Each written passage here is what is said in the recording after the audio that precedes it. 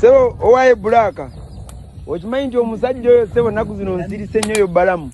Emando ezo zibadde zaagala kusinga zange maanyi naye kaninde nkomawo part 2. Nekanabe nduzambuze ennaku nga 2 nkomewo. Aninde mu part 2 omusajja oyo sebo.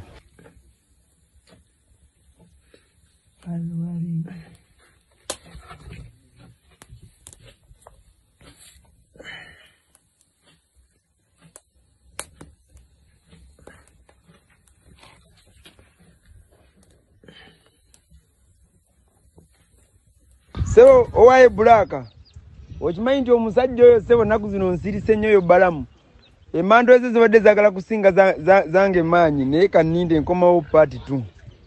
Nekanabe nduzambuze ennaku nga 2 nkomewo. Aninde mu part 2 omusajja oyo sebo.